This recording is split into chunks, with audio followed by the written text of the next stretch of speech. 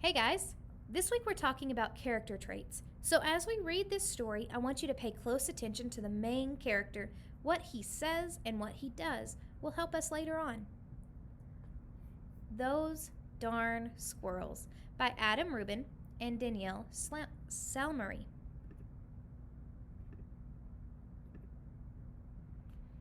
On the outskirts of town, at the edge of the forest, there was a little old house. The only thing older than the little house was the man who lived in it, Old Man Folkwire. Old Man Folkwire was so old, when he sneezed, dust came out. He was also a grump. He hated pie, he hated puppies. The only thing he liked was birds. All summer long, the old man painted pictures of the birds that visited his backyard.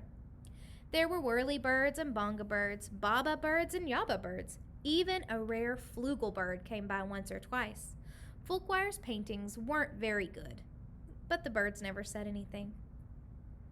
When the air turned crisp and the leaves began to change color, the old man grew sad.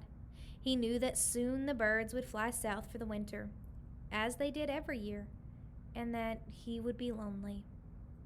Then he had an idea. If he fed the birds, maybe they would stick around.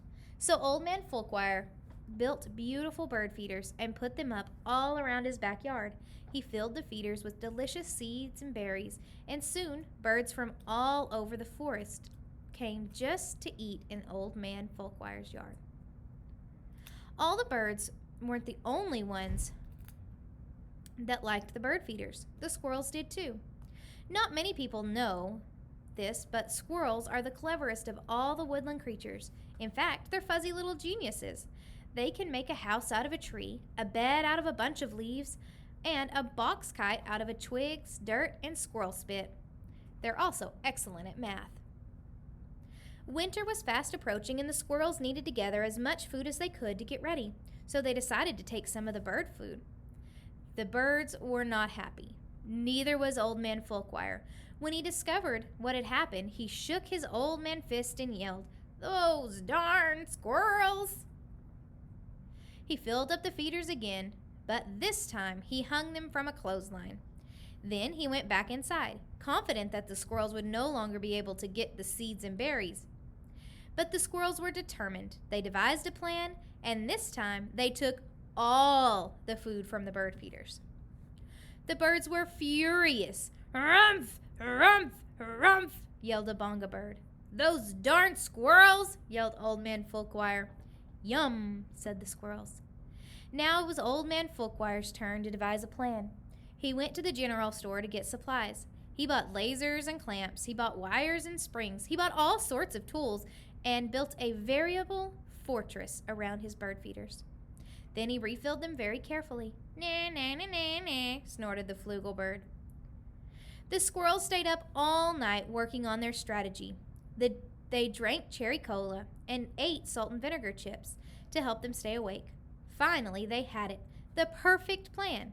They put on their tiny helmets and prepared to launch themselves into the air, over the fence, between the lasers, and onto the bird feeders. The first squirrel misfired and hit a tree. The second squirrel went too high and landed in a bucket. The third squirrel sailed clear over the house. The birds laughed and laughed. They each one had the last delicious mouthful of seeds and berries from their old man feeders. Then they flew south for the winter, just as they did every year. "Thmist," said the flugel bird.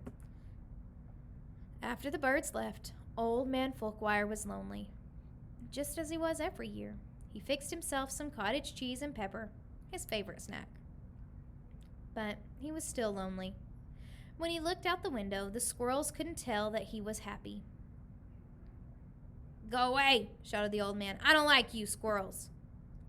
The squirrels held a meeting deep inside the large tree and decided to give the old man a present to make up for taking his seeds and berries. Now, not many people know this, but squirrels are not only fuzzy little geniuses, but they also like to collect anything they find on the ground. These squirrels had a vast stockpile of spectacular junk to choose from. But what would Folkwire like? Bottle caps? Popsicle sticks? Postage stamps? Finally, they had it. The perfect gift. The squirrels stacked up all their loose change on Old Man Fulkwire's doorstep. There were dimes and pennies, there were nickels and quarters, there were even a few tokens from Coco's arcade. It all added up to $47.36, plus a few rounds of skee ball. Maybe you squirrels aren't so bad, Fulkwire said, as he found all the coins. But I still like birds better. This gave the squirrels another idea. They raided their junk collection again and got to work. When Old Man Fulkwire woke up the next morning, he was amazed to see that the birds had returned. But wait, those weren't birds. Those were squirrels in disguise. Great googly moogly, said Old Man Fulkwire. This will make quite a painting. He ran outside and took down the lasers and the wires and the spring-loaded trapeze. He turned all the bird feeders into squirrel feeders, and he painted till his brush ran out of bristles.